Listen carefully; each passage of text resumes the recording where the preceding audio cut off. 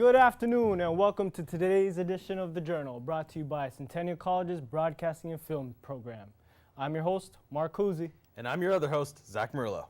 Today we have more interesting documentaries that range from the crazy weather, sports, education, hair, behavioral and physical traits, and photography. The weather this winter has been extremely mild, not that I'm complaining. Even today in Toronto, it is approximately 23 degrees Celsius, according to the Weather Network. However, there are people who have been affected by the weather in a negative way, such as people not being able to play winter sports or snowmobile. Let's take a look at this piece I shot. Snow. It is one of the things that makes Canada, Canada.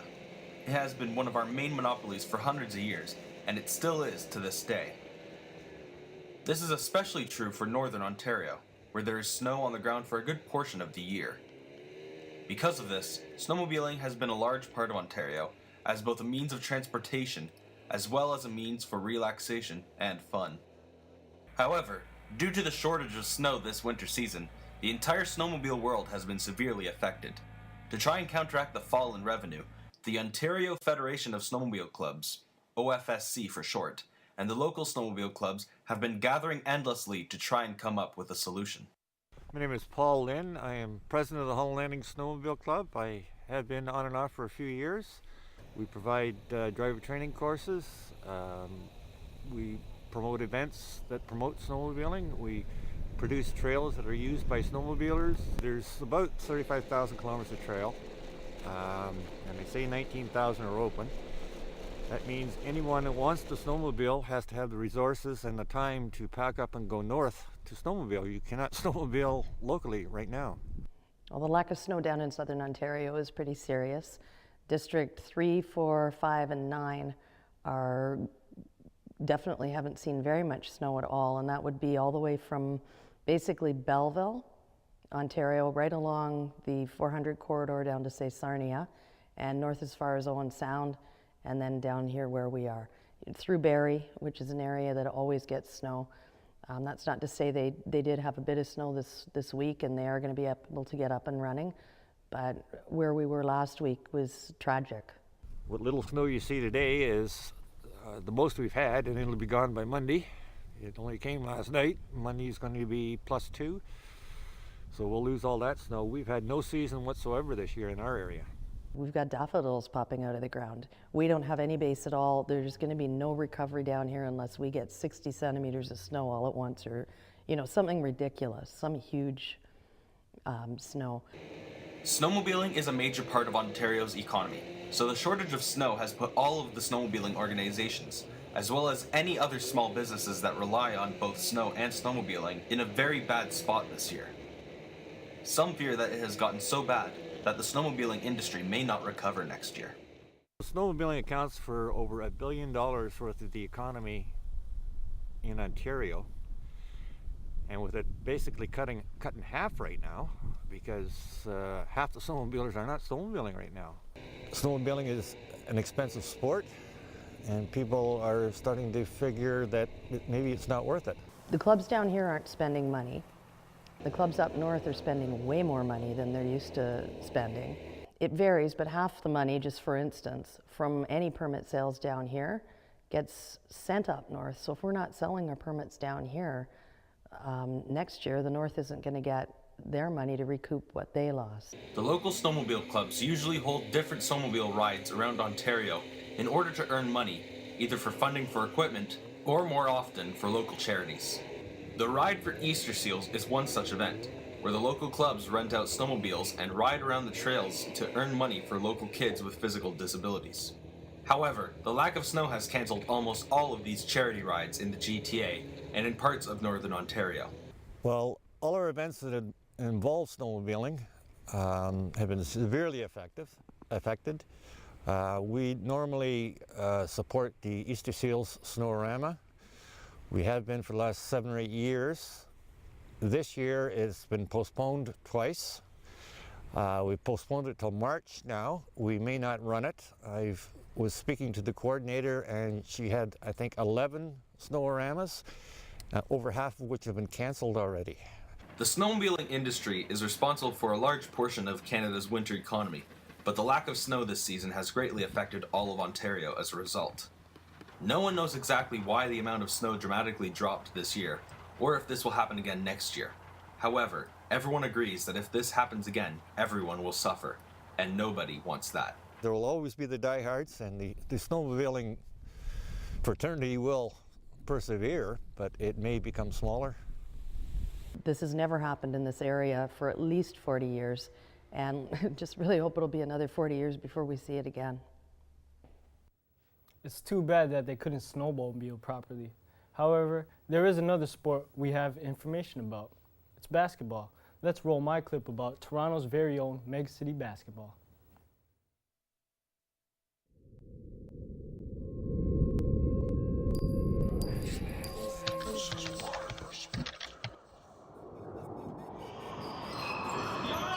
Guys, Cortez 3, miss.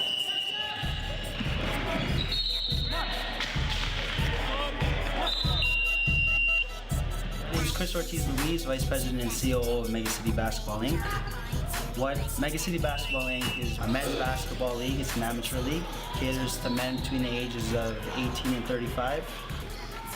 Our goal is really here to provide the best basketball experience we can on and off the court. As you and I know, many people aspire to be professional athletes, but the unfortunate reality is that we all can't be professional athletes. So we give these guys the opportunity to feel and look like a pro. Our extensive website allows players to access many different features. For instance, we have in-depth player and team statistics, player and team profiles, pre-game scouting reports, post-game recaps, MVP and power rankings, pictures, videos, and much, much more.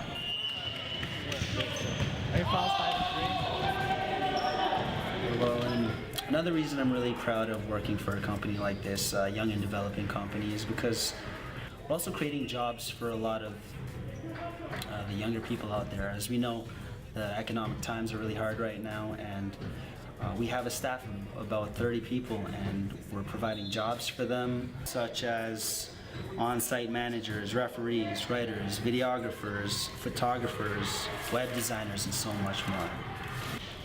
Megacity Basketball started in the year of 2009. It's during September. It first started out as 4 people coming together and forming a small basketball league consisting of just 4 teams. Since then, our number has gone to a total of 42 teams, which really goes to show that people are really taking notice to our organization, and they're really appreciating the hard work that we're putting in. Basically, we have a rec division that's going on right now. We have 2 games going on at the same time, and it lasts for 3 hours. And it caters to those that play at a lower competition level, and it's just an opportunity to go out there and have fun. Okay. Our B division is basically a little bit higher than the rec division, but we do offer them the recaps, the rankings, the videos, and all those features. The A division is the top level of competition. That's where our best players play.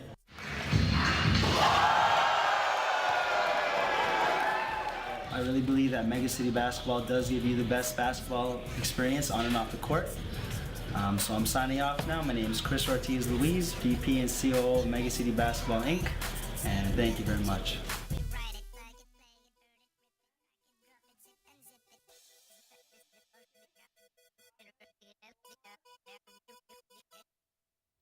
Most of us here have gone to either public school or Catholic school, or perhaps both. There's always been a huge debate on the differences between the two, mainly funding. However, there is another kind that is generally not mentioned as well, and needs to be taken in consideration as well: residential schools. Let's take a look at this doc brought to you by Jordan Linekar. Miigwech ngitsim nanik. Miigwech ni Johnson nanik. Gekinoach nukim gida in sagishgak. Shoen mishnang nongo mandagishgak. Wimachishkang, wimnapmatsyang. Geweni wikognafsanang. Damkwen mangwag. Ge damagsichik. Oxychic, Nadmogainwa, Wimachishkat, Migain. 2 primary objectives of the residential school system were to remove and isolate children from the influence of their home, families, traditions, and cultures, and to assimilate them into the dominant culture. These objectives were based on the assumption that Aboriginal cultures and spiritual beliefs were inferior and unequal. Indeed, some saw it, as was infamously said, to kill the Indian in the child. Today, we recognize that this policy of assimilation was wrong, has caused great harm, and has no place in our country. Well, it was long overdue, obviously. I mean, that apology should have come from the government way before it did. Sometimes I don't feel so good about it. Did it come from the heart, or did it come from the public, for the cabinet ministers, and say, hey, you got to say something, you know? Our children are still getting scooped by the government by way of CAS. You had to be there to feel the effects. It has to do with your life. I happened to be laughing out loud when the prefect came in from the dairy, and she grabbed a piece of kindling wood and beat my hands with that stick. I didn't eat the crust off my bread, and I had to go and sit in a room till bedtime. If you broke those rules, then you lost some privilege. It could be anything. If you ever broke a rule, you'd get the strap. And then the favorite punishment was putting your hand on the desk and leaving your hand there, and then they would get the strap and hit you. There was sports there. You named the sports. We had football, baseball, hockey, basketball, softball. It was all there. Everybody enjoyed it. Sports were an integral part of everybody's life in those days, and you were required to play sports. There was no choice. You had to play sports. But it became a part of who you were. And not knowing how to speak English when I entered the school, I listened, and I listened very attentively because I wanted to learn. I wanted to learn English so badly. I did this documentary to learn why residential schools were such a bad place for Aboriginals. Instead, I learned the complete opposite. Not everybody's experience was negative. Everybody's experience was different, depending on the era and location they attended. Some people had such a terrible experience that they can't talk about it to this day. Some people made some good memories by playing sports and learning how to speak English, while others attended the school only to gain refuge, and they don't regret a single moment. The bottom line is, children came and stayed 10 months at a time at these schools, and some never left. Some kids lost touch with their families and their values by attending these schools. I think that in itself is what gives residential schools such a negative image.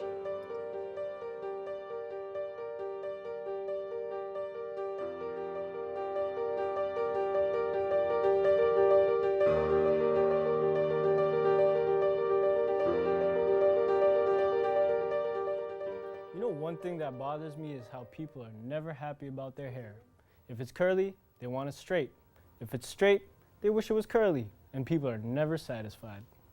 People like to look a certain way. If they make themselves look the way they feel best, let them be happy about it. It's true. I suppose you're right. We should take a look at the piece about black hair produced by Irma Duplessis.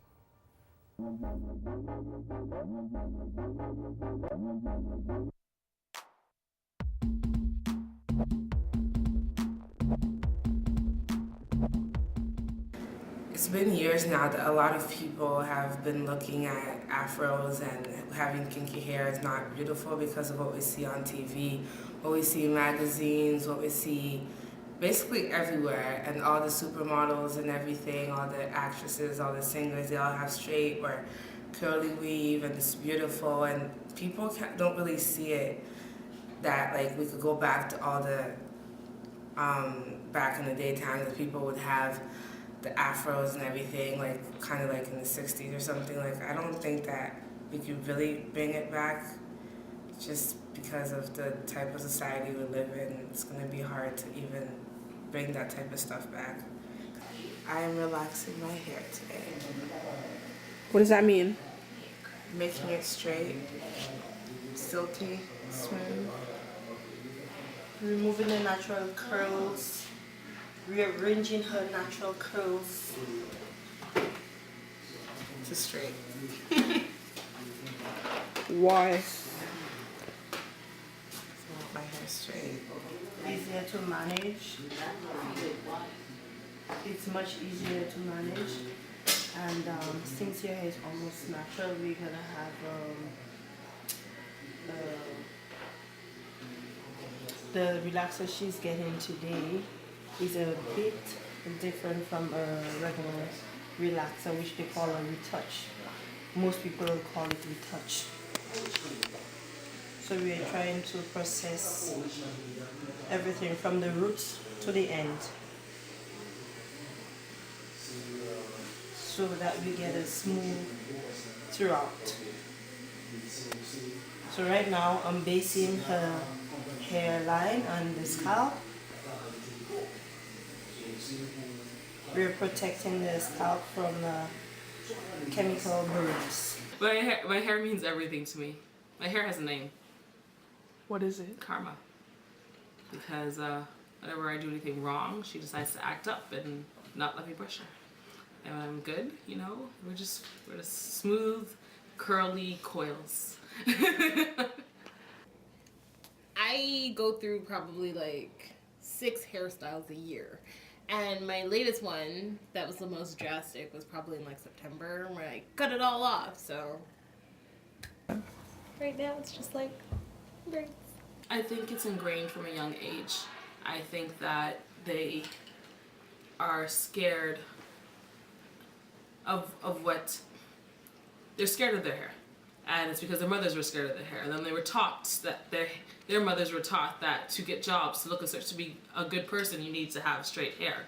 So it's been passed down generation to generation. So what made you decide to go to the haircut? Me? Oh, I couldn't take it anymore because I kept doing full heads while I was growing my hair back. And just combing my natural hair, it hurts. Like, you saw when I came, it hurts. And when they'll do like full head, you know it's covered, nobody knows what your weave looks like. I just couldn't take it anymore. Okay. And I love ponytails, and I was like, I can't do a ponytail with my natural hair. So it's like, nah, it sucks, but I have to curl my hair. I can't take this too much pain.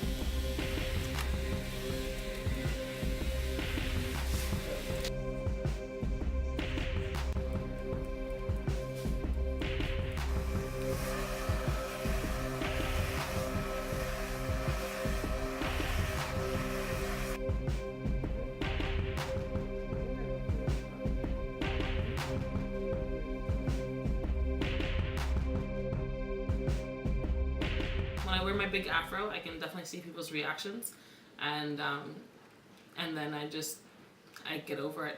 The worst was when I had locks. I used to have long locks, and people, when you go apply for jobs, it can be really, really hard based on people's perception of what locks signify. But I've gotten over it, and I know a lot of people have as well, so I don't really care anymore.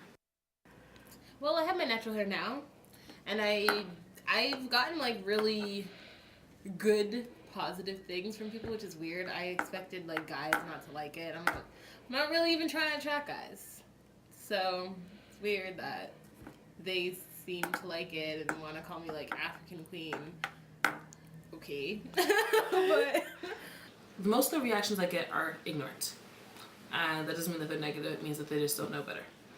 Probably because it's what they see in the media and society. You don't really see a lot of like natural hair Black women in society, in mainstream society anyways. I know that black hair needs to be cared for. It needs to be treated with respect. It should not be something that you are ashamed of. It should be something that you are proud of. So Cusi, have you ever heard of the nature versus nurture debate? Yes, I have. It's when you look at someone's innate qualities versus personal experiences and determine how they affect the person's physical and behavioral traits. That makes sense. I think Reid has a clip based off of nature versus nurture debate. Let's take a look.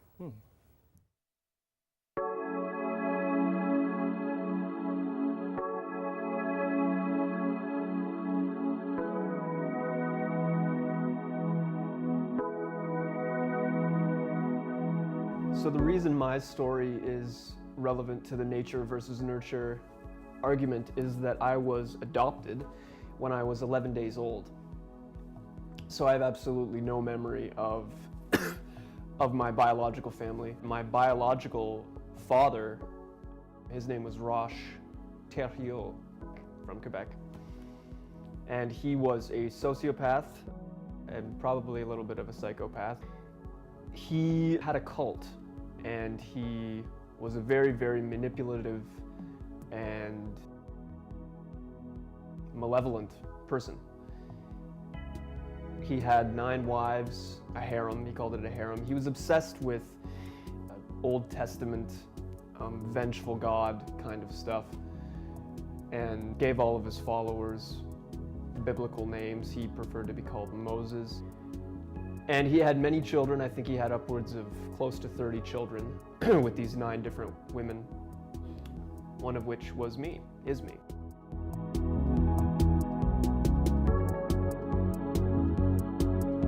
The first time I really started trying to come to terms with it, I guess, was in university. Just the main, I guess, catalyst of me starting to think about it a bit more critically was I took a Psych 101 in first year, and one of the first topics we covered was the nature versus nurture argument. And obviously just got me thinking more about exactly how much of myself was dictated by my genetics and how much was dictated by my family. And I wouldn't say I lost sleep over it, but it definitely, it worried me sometimes, just thinking about exactly where some of my inclinations and impulses were coming from, and how much, I guess, how much power I had over them, and how much control I had over these impulses. And that's another part that we covered in Psych 101, is that you can't help what you think. The human mind is not a balanced system. If you try to say to yourself, don't think about this, you will think about it. And you can't help what you think.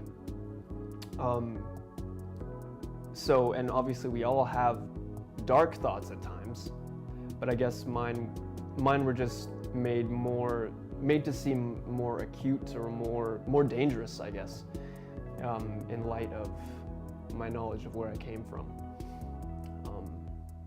So yeah, it's and I still think about it. I still think about it every once in a while. But I know I'm a strong believer in taking responsibility and of free will, I guess.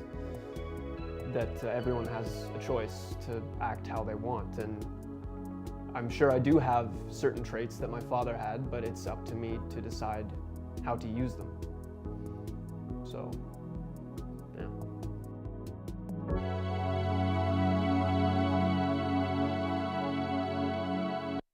Looking at some old photos of myself when I was little over the weekend. Yeah, my mom used to take pictures of everything. I used to run from the camera all the time. No wonder the cameras love me.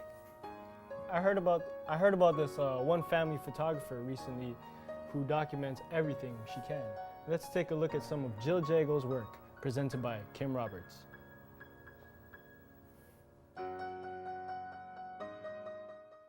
Where's Maggie? Hi, Maggie. Hi, girl. Hi. I've always been interested in photography. I've had a camera since I was 9, and my father did all of our family photos and would put them on slides, and we get to look through them and that sort of thing. And so I've sort of taken a little bit throughout my life up until when I had kids, and then that's when it really started for me, was having my first child and wanting to document everything. I remember my dad with an SLR one day came and I took 6 rolls of film within like 20 minutes. And it was just because my daughter just started smiling and I wanted to capture every single moment of that smile. My dad first taught me a little bit about how to use the SLR, how to move it out of the auto modes and take it into the manual and the shutter. About 3 or 4 years ago, I took a photography course at Durham College. It was just a Saturday afternoon or a day course where a professional photographer came in and got models for us and took us actually out into the field. And we did some classwork as well as then working in the field and working with models, and taught me how to be able to change it, use in that kind of situation, and actually pose people properly to make them look nice. And that, I just caught the bug there. I'd always been doing my kids, but then to be able to then take it to the next level, maybe I can do this for others too. I'd always been in the classrooms with my kids taking pictures of all their different events, and I'd hand the mothers all the pictures, and they would look at me and then say, well, you should be doing this professionally, these are so good. So when all of that sort of just came together for me. I've done a lot of outside work. That's how I started out, was because I didn't have a studio and I didn't have the equipment to be doing inside work. So I ended up doing all my work outside. So you have weather conditions is really something where the sun is positioned and making sure that you can pose the people in a nice way. Then just people that are so nervous in front of the camera, and you're trying to really get them to open up and to really share and show the emotion that they feel, for their loved ones and that. So yeah, sometimes it can be challenging. It's the emotion that I get from seeing a picture that I've captured. It's the sparkle and the connection that I get from the child or from the people when they look in the camera and you just capture it, and then all of a sudden it's like, oh my God, I got that picture. I will actually say that to the clients. It's like, oh my God, I just captured that, you got to see it. And I'll flip the screen and show them that picture right away. And that'll be the first picture that I'll put up for them. I capture everything that my children do. Every single milestone has been captured on film of them. And so I want to do that for other people too. Some people don't have proper cameras or don't have a camera at all. They use their cell phones or something, and really the quality's not there. And you want to have these memories to be able to pass down. I also scrapbook all of my stuff, so I have you could look at one of my scrapbooks and I wouldn't have to be there, and you would know everything that happens because I've written it all down. I've journaled it so that with each and every picture has a story, and I want that story to be passed on. And I want that for other people as well as for my family. Most of my clients have now become my friends. And so that's the greatest part about this, is that I've met so many nice people that I get to now be friends with and share in their lives in more than one thing. So I can't really determine it to one, I think, because there's just so many people. There's great shots in every single session that I've taken. I think the most memorable sessions are the ones that end up being my friends, the people that end up being my friends for a long time. There's times when, we miss that moment or something with kids. Just, kids are kids, and they're not always want to be put in certain situations and stuff like that. So you have to work around that. But I don't think there's anything that's really been gone too awry, other than we've had to cancel for weather or something like that and change the date. I would like this to be, a business that can sustain me, so that when all my children are back in school full time, that I can be doing this as a full-time job. So I would like to be doing, I have 4 weddings booked this year. I'd like that to increase. I'd like to increase my in-studio work as well as the outdoor work that I do, to be able to be at a point that this can be sustained as a full-time job. So I'm still working towards that. We're only 2 years into the business, and it's doubled already in size. So I'm very confident that in the next few years that it's going to just hopefully take off. It's just a matter of word of mouth. Unfortunately, that's all the time we have for today's episode. Don't forget to tune in tomorrow at 5:30 for some more interesting short pieces. I'm Zach Murillo, signing off. And I'm Marc Cusi. Have a great evening and a wonderful weekend. And also, don't forget about us next Thursday at 4:30 as well.